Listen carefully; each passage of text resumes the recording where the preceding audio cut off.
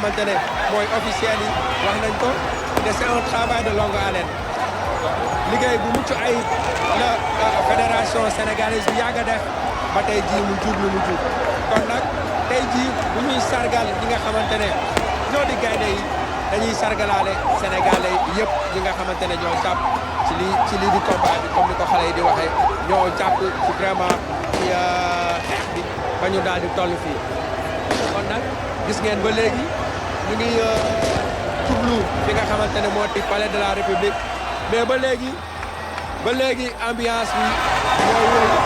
circulation bi daal dinay taxawaat parce que oto yi amuñu fu ñu jaar gis ngeen escadron monté bi mu ngi continuer ba léegi di xàll ngir daal di wutal yoon lii di cortège bi parce que dañoo gis ne nit yi dañoo ñëw taxaw si diggi tali bi am na si ñoo xam ne sax ay oto donc loolu nag di ay inconvénients yoo xamante ne day empêcher lii di cortège bi daal di dox comme ni mu waree waaye nag ñii di police ay gendarmerie jaaraama ñoom parce que ñu ngi def seen kem kàttan di saafoonteeg di naxanteeg ñi nga xamante ne ñoo di askan wi ngir bañ leen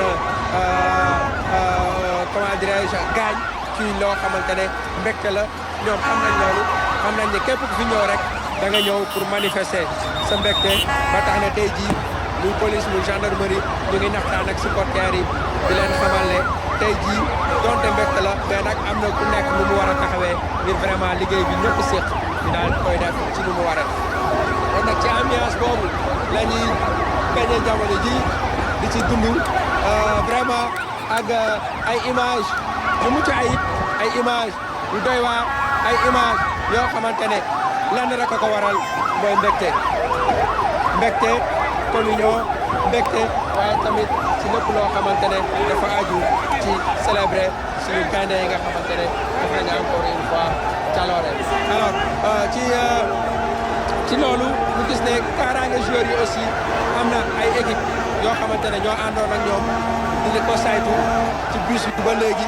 da ngay gis ne ñu ngi si biir bus bi waaye teewul benn yoon yu fàtt li nga xamante ne moo leen war ñu ngi wéy ba léegi di accompagner gaynde yi ci li nga xamante ne moo di kaaraange boobu kon nag tey jii mooy jour bi ñuy célébrer nag les lions du Sénégal les champions d'Afrique ñi nga xamante ne tey jii dañoo demoon xare ji àndaale ndam li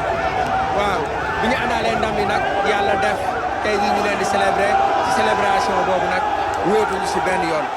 wéetuñu si duñ ci mën a wéet parce que tout simplement c'est le Sénégal qui est debout comme un seul homme pour célébrer les champions d'Afrique supporters sénégalais mais aussi l'ensemble du peuple sénégalais tout simplement depuis 11 heures que les Lions ont pris départ à Diamniadio jusqu'à maintenant partout où ils sont passés ils ont été bien accueillis par les supporters qui étaient là pour communier avec eux, festoyer mais aussi montrer vraiment la joie qui les habite suite au sac obtenu au Maroc, un sac qui est synonyme d'une deuxième étoile sur le maillot des Lions du Sénégal. Donc il faut tout simplement féliciter encore une fois Pape Thiaw, féliciter les joueurs, féliciter le staff, féliciter le ministère du sport, féliciter l'ensemble des autorités sénégalaises qui ont contribué à la réussite vraiment de cet événement, qui ont contribué à la réussite de ce sac, mais aussi qui ont permis aujourd'hui à nos Lions d'être champions d'Afrique. Parce que c'est vrai, aujourd'hui le Sénégal est champion d'Afrique, mais le regard de notre nous permet de comprendre qu'il y a un travail important qui a été abattu. Un travail qui a été abattu par la Fédération sénégalaise de football qui a permis aujourd'hui à ces joueurs d'être dans d'excellentes conditions, qui a permis aux joueurs d'être dans des conditions de performance et aujourd'hui de remporter le deuxième titre continental qui est la Coupe d'Afrique des Nations, édition, la 35e édition du genre, la 35e édition du genre qui a été organisée au Maroc, une très belle organisation et c'est l'occasion justement de féliciter le roi qui se vient infrastructure, de beaux stades, tout cela pour remporter ce titre, ce qui veut dire tout simplement que la chasse au Maroc a été fructueuse. Donc, alors, voilà, quelle belle image. Regardez quelle belle image.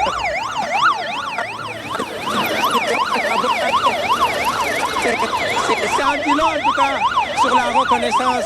que le peuple sénégalais a pour ses anciens. Donc, Lilo am solo la muy loo xamante ne lu rafet la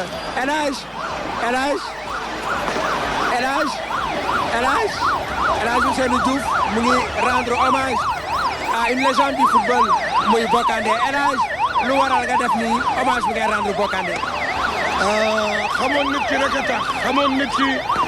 te xam ni li moo doon yéeneen ci Sénégal tey fàttewuñ ko fàttewuñu El Hadj Malick Sy Souris fàttewuñu Jules François Bocandé fàttewuñu Bruno Metsu fàttewuñu Pape Bouba Diop fàttewuñu jëm si yàlla di Demba Sali Niang fàttewuñu kenn képp ku mos a sol maillot Sénégal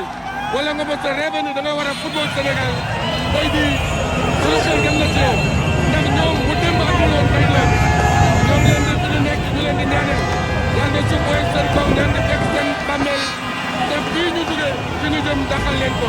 te seen ay ñaan moo ñu topp tey da nga xam ne lii lépp am on les oubliera jamais merci pour tout ce qu'ils ont fait pour ce Sénégal. Un acte de reconnaissance qui en dit long sur vraiment l'importance, le rôle que Bokandé a toujours joué pour le foot sénégalais. C'est ce que je suis en train de jouer. Bokandé était seul. Aujourd'hui, moi je ne suis pas seul. Il y a Pape Thiapo, il y avait Aliou Cissé, il y a Fadiga, il y a Lamine Diatta, il y a Tony Silva. Et je crois qu'on a appris d'eux. C'est pour ça qu'aujourd'hui on protège ces enfants. C'est pour ça que ces enfants aujourd'hui gagnent partout. C'est parce qu'aujourd'hui ils sont protégés, ils sont décomplexés et on leur demande une seule chose. Parce que Sadio l'a dit. Si Sadio ne m'avait pas écouté, aujourd'hui quand je lui ai dit appelle-les, dis-leur de rentrer sur le terrain. S'il ne m'avait pas écouté aujourd'hui, on ne serait pas là. Donc je ne cesserai jamais de remercier ces petits-là parce que tout le monde croit que c'est vrai que j'ai un rôle à jouer, mais c'est parce que ce rôle-là, ils me l'ont simplifié. Merci.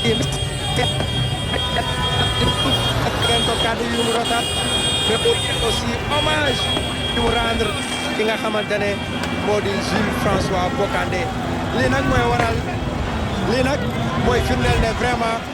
ñi fi nekk fàttewuñu benn yoon seen àndandoo yi démb El Hadj dellu si na si lu am solo mooy un acte de reconnaissance ci ñi nga xamante ne ñoom la nekkaloon un acte de reconnaissance ci ñi nga xamante ne yàgg na bokk ak ñoom di xeex un acte de reconnaissance ci ñi nga xamante ne tey jii ñoo doon def seen kenn kàttan ngir footballu Sénégal daal di jëm kanam tey jii bu ñu demee ba toll fii daa fekk ne am na liggéey bu am solo boo xamante ne ñoom ñoo defoon nañ ko tey jii El Hadj Diouf nag fàttali ko muy lu rafet. dellu si waat na ci li nga xamante ne moo di li xewoon ci final ba ñu dellu si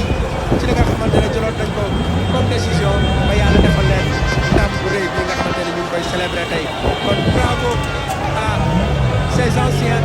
bravo à Sadio Mané la légende du football sénégalais le de l'histoire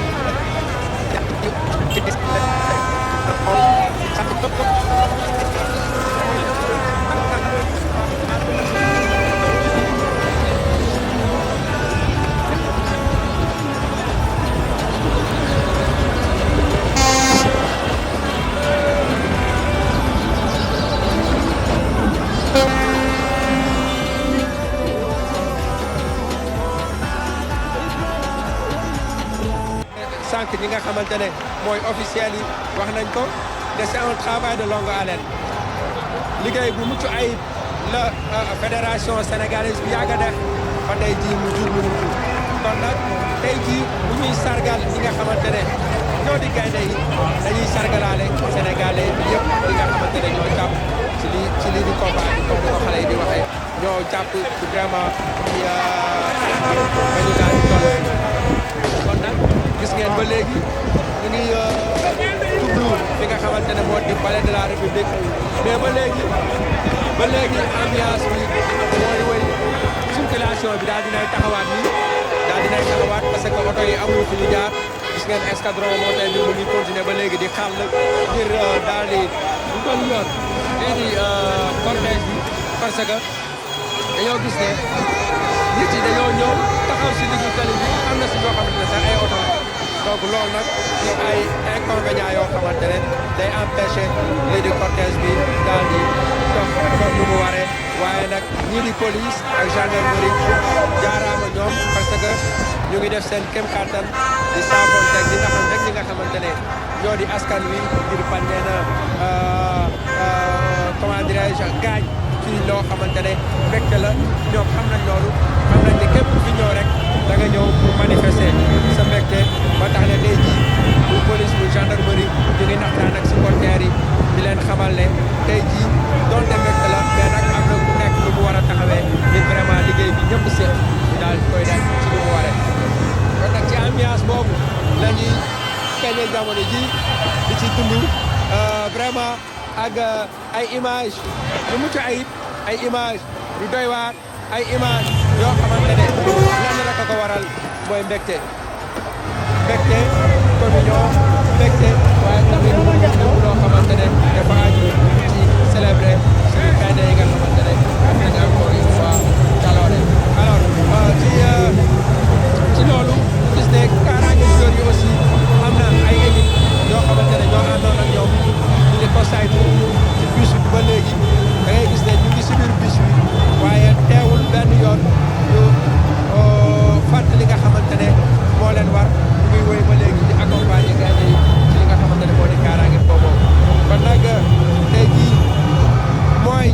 jour bi ñuy célébrer nag les lions du Sénégal les champions d'Afrique ñi nga xamante ne tey jii dañoo demoon xare ji àndaale ndam li waaw bi ñu àndaalee ndam li nag yàlla def tey jii ñu leen di célébrer ci célébration boobu nag wéetuñu si benn yoon wéetuñu si duñ ci mën a wéet parce que tout simplement c'est le Sénégal qui est debout comme un seul homme pour célébrer les champions d'Afrique supporters sénégalais mais aussi l'ensemble du peuple sénégalais simplement depuis 11 heures que les Lions ont pris départ à Diamniadio jusqu'à maintenant partout où ils sont passés ils ont été bien accueillis par les supporters qui étaient là pour communier avec eux, festoyer, mais aussi montrer vraiment la joie qui les habite suite au sac obtenu au Maroc,